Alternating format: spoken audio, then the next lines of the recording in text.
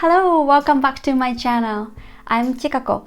I am an illustrator and small business owner living in Canada. If you are watching my video for the first time, nice to meet you. So I have second guest in this channel.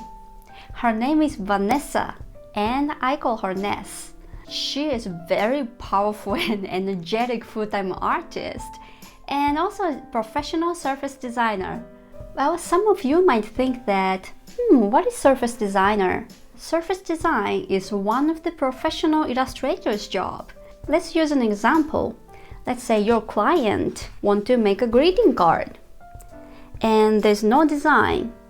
So do you think that someone wants to buy this as a greeting card? Then what about adding the illustration or design on it? Some of them think, oh, this is cute, let's buy it and send it to someone.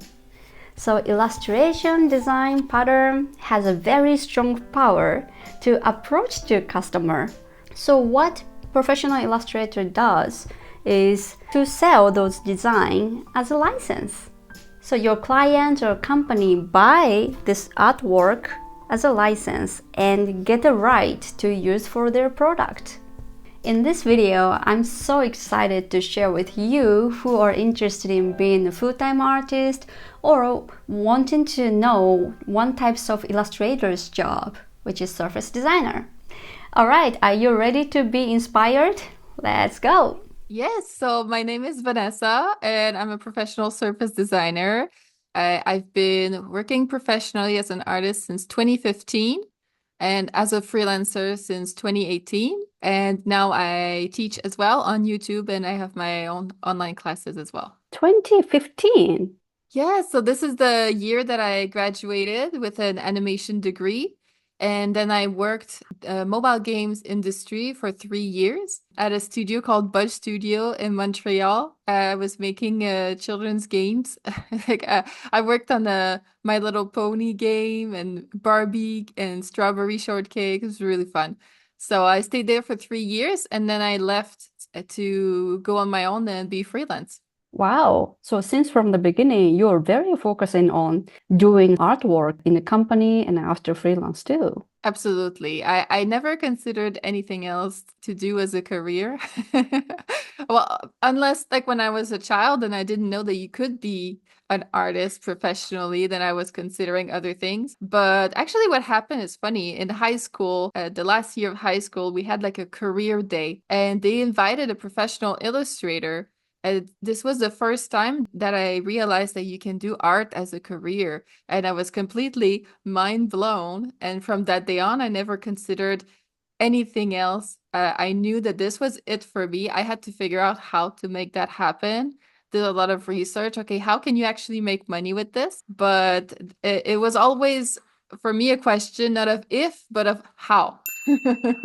In your YouTube channel, you're very focusing on talking about business side, right? Like how to grow artists. Yeah, I really amazed by your consistency as well. Like so passionate about helping artists too. But today, I wanted to hear about your artist side a little bit more. When did you realize your passion was art? Well, like many of us artists have been drawing for a very long time, but at that time, as a child, you have many different interests, and art was just one of them. So it was beginning of high school, so around maybe 12, 13 years old, that I really decided consciously to start getting more into art, and I started really practicing every day around that time. That's when I got myself some art supplies and I got myself the sketchbook and I really started doing it more seriously. Wow, little artists already know what to do. But I should show you some of the art from back then. I'll send you some sketches so you can do a side-by-side comparison. If anyone out there doesn't like their art, there's hope for you because I wasn't very good. We all come from somewhere and none of us are good at the beginning. You just keep at it and there's hope. Right. I sometimes I do it traditionally, but nowadays I do mostly on Procreate.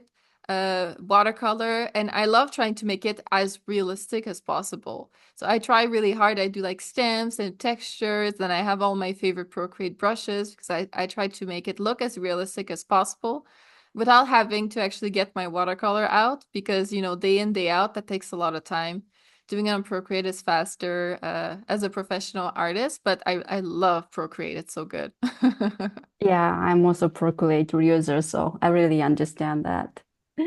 All right, so currently you're very focusing on digital illustration, but with a watercolor texture. Yes, I and see. I found that in surface design, it's a style that's been working very nicely for me. There's a lot of companies that like the more traditional look of watercolor, but they like being able to change the colors or move things around. So ha being able to do both, that really works well for them. And right now, there's a very good demand for artwork that looks more hand-drawn. They want to see the brush strokes. They want to see textures. They want it to look a bit loose. So even when I do something very simple like a plaid, they want it to be a bit crooked. When I do it like that, they really like it a lot. They like it to feel hand-drawn. Ah, that makes sense. Oh, that's interesting to know. You're mainly using Procreate, right? Like your spare time, are you still using Procreate or do you have fun with other art materials? Like how do you spend time with art? If I do it as a hobby, I'll go traditional. Oh, yeah? Yeah, lately I don't have that much time, but if I have a little bit of time, then I have fun in my sketchbook, and I'll get my alcohol markers, or I have these water soluble, it's not like chalk, I think it's pastel, but it's water soluble, so you can just like Ah, yeah, doodle I with know. it, and then you put the water on, and so yeah, in the sketchbook, that's what I like to do in my spare time. But I don't want to deceive anyone. Right now, that's not happening very often. There's a lot of artists who say, I prefer to keep it as a hobby. I don't want to be a professional artist because I would take the fun out of it for them. And I understand that, but for me, I'm not like this. And being a professional artist allows me to spend more time doing that. And I always have fun doing it, even when it's for work. Oh, yeah, I agree. Isn't it nice? Like working at the same time, you can polish your skill inside. Like it's difficult to define what is hobby or what is professional. You still polish skills, right? Yes, and especially in surface design because I make the work first and then I send it to my agent so that they can sell it. But I have to follow some trends and some topics that sell a lot, like Christmas and things like that. But I enjoy drawing things for Christmas and I can choose what I want to draw. So it always feels fun for me because I'm the one that picked what I wanted to draw. So recently I did a cat Christmas collection. So I was drawing all the different cats, and I drew one with a Christmas tree and cats all over the tree, like playing with it, one on top and one in a present box, just in the box. I have so much fun with that. It doesn't feel like work. Oh, It used to happen to me more at the beginning of my career, but when you have to do it for work, you have to find some process to help stimulate the inspiration when it's not there, because you have to draw every day. So now I have my little methods, and for me, it's really visual. I do a lot, even a Google search sometimes just looking at things will give me ideas. I try not to look at other artwork because you don't want to even subconsciously copy. But I look at a lot of objects. Whenever I do like a Christmas collection, I'll look a lot at Christmas decorations mm. or I love like antique or vintage Christmas decorations. That gives me a lot of inspiration. Or I'll look at architecture, or I'll look at even, flowers in the gardens when I'm walking around. So I'm always like gathering inspiration and looking at that when I'm looking for motivation or inspiration. I just have to find an angle. Even if I have to draw Easter collection and I'm not really feeling it, I'm just going to Google Easter and I'm going to scroll until I find something that I go, oh, I think that angle makes me interested. Oh yeah, it's like click. Yeah, That's it. suddenly it's like, oh yeah, that would make it fun for me. And because there's a lot of aesthetics that, I'm kind of, meh, that's not really fun for me. But I could find an angle, whether it's it could be the topic. So it could be like animals or flowers, or it could be the colors. For me, I love pink. So whenever I can make something pink, it makes it like 50% more fun for me right there. You wear Um, pink and carton is pink. oh yeah. My headphones, Sure. my mouse, Wow. the keyboard, my Wow. water bottle. Okay, pink is your color then. Definitely. And my agency is Pink Light Studio, so they understand. Wow. Very recent. I signed with them last month. Previously, I was doing a trial with another agency. And so I'm encouraged because I was doing a lot of sales with them, and so it was working well. But it's just, sometimes at an agency, even if the sales are good, sometimes the processes don't work. Sometimes you just don't mesh. And with an agent, it's a close partnership, and so it has to work. And sometimes it doesn't. So I ended up going over to Pink Light Studio, and even though it's so recent, so I'm still just making art for them to like stoke my catalog. Wow. So no sales have happened right now. I'm just like trying to pump out some work so they have stuff to show. But did you Yes. use your method for connecting with clients? You have a boot camp for having the clients and then get a job, and you showed a lots of method for getting the client, right? Did you use that method? Absolutely. You know it. My method, I mean, if you want to really summarize it, it's really about badgering people until they get back to you. Not giving up, but just keeping them in your network and following up with them and building that connection and that relationship until it's the right time. And I definitely did that with both of these agents because it took many, many emails until they considered me. Agency that I was doing a trial with, I think she signed me for the trial after I sent about 10 different pitches and follow-ups. Pink Light Studio, I have been pitching to her for years. What? Yes, Pink Light Studio was my dream agent. So I was pitching to her for years and it was never right. Sometimes she got back to me. One time she was like, "Can I see more lettering?" I was like, "She's interested." And I sent her more lettering and she never get back to me. That happens. Wow.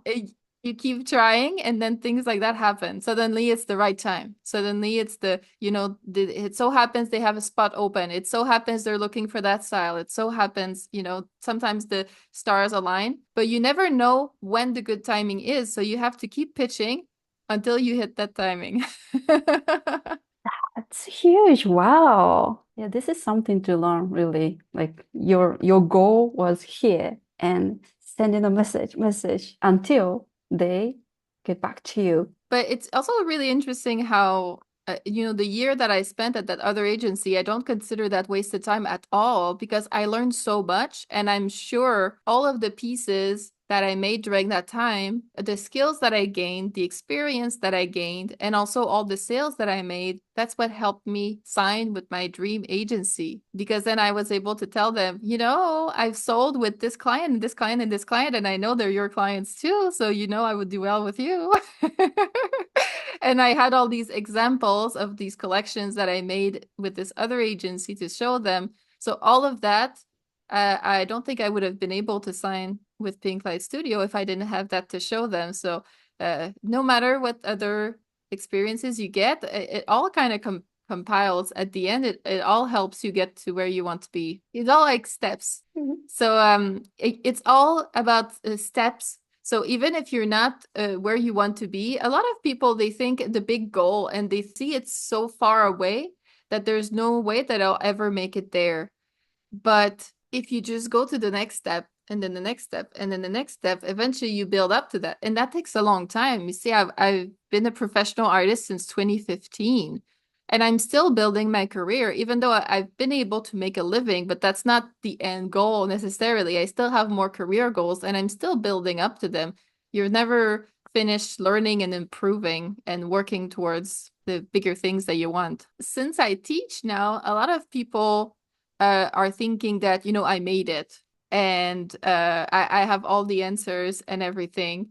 And but I don't see it like that at all. I think even if you're just a little bit ahead of someone, you can turn around and give them a hand. But it doesn't mean that I've made it and I still work very hard. I still have things to figure out. I still have goals that seem so far away, and you just slowly get to there.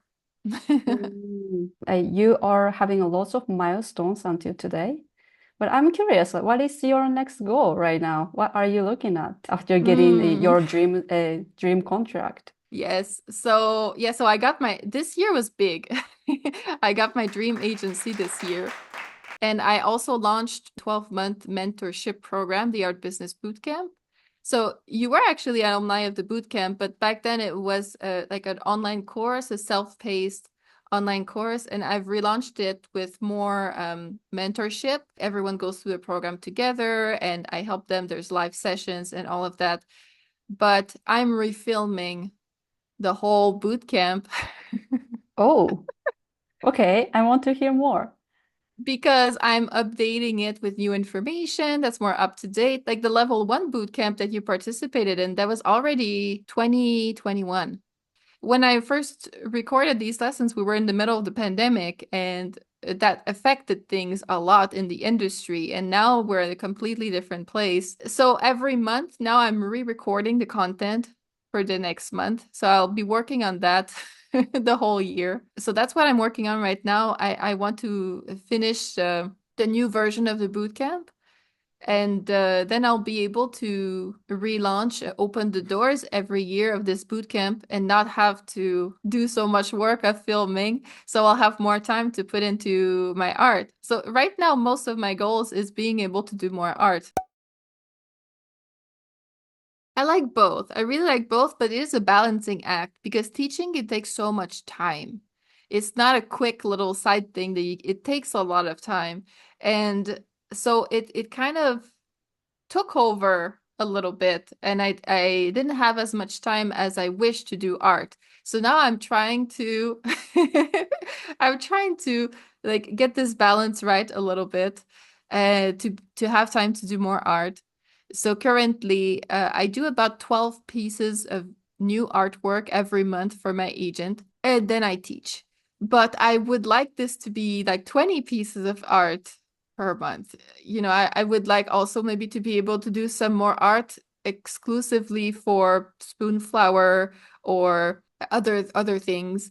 I have so many ideas. I want to start a brand with my illustration on products. I have many ideas and I don't have time for them. So right now, by re-recording the bootcamp, then that will be done. And then I can keep teaching it, just answering the students' questions, but not having to film, edit, and all of that. That will give me more time for the artwork. So yes, I'm still trying to figure out the balance in my career so that I'm very happy with it. And right now I'm not so happy with it. It's too much teaching, not enough art, but still trying to figure it out. Yes, I want to tell you it's definitely possible, no matter what you've heard from your family, from people around you. It is definitely possible, and you just have to figure out how. It's not easy, but if it is your passion, then you can definitely figure out how. It means that you're going to have to focus a little bit on the practical side of things. How do I make it happen? On the business side, maybe learn a little bit of marketing. I know that doesn't sound very sexy, but these are tools that you can use to achieve your dreams. And as long as you give yourself the tools, and nowadays it's so easy to learn too. You can go on YouTube and you can read blog articles and you can read books and you can learn how to make your dream happen. And as long as you do that, then you can definitely make it happen. A lot of people are discouraged because it's very competitive. And I don't want to lie to anyone. It is competitive, But what you have to think about is not so much the competition, but how do you stand out? And how do you beat the competition? Because my mindset since the beginning, since I discovered that art it can be a career, my mindset has been if there's only one job in the world, then I need to figure out how I'm going to be the one to get it. Yeah. And there's a lot more than one job. Most companies need art at some point in their process, whether that's for their branding, for their marketing, for their advertising, for the product creation. So there's a lot of need for art. There's also a lot of people who want to do art. So, supply demand. But if you can figure out where you can fit in this industry, how you can provide artwork that companies would need, then you can get in there. And also how to stand out. That's very important because when you're in an industry that's saturated, you don't want to blend in. You don't want to do like everyone else. I hear a lot of people say, if I want to do picture book illustration, I need to learn digital. And I'm like, why? Everyone else does digital. If you do something different, if you do collage, if you do a pencil, if you do pastel, you're going to be different. That's how you stand out and that's how you get work. Perfect. Well, thank you so much for time talking about you and about your goal. It was really inspiring me. I feel like after this interview, I'm feeling like I want to do more and more. Well, thank you for having me. I'm very honored. Yeah. All right. So this interview is gonna stop here. So I will see you later. Bye bye. I hope you enjoyed the interview, and thank you, Vanessa, again for joining my channel. I want to share what I learned from her in this interview. First, I was so amazed that she has been approaching to one agency for many years. I really like the strong mentality to approach to one place again and again. And she never stops. She's always looking forward to improve herself and going forward. Thank you again, Vanessa, and you watching this video until the end. In the description box, I leave her YouTube link so that you can check her videos knowing about more business side of being an artist. My next video will be Thursday. Thank you so much for watching, and I will see you soon. Bye bye.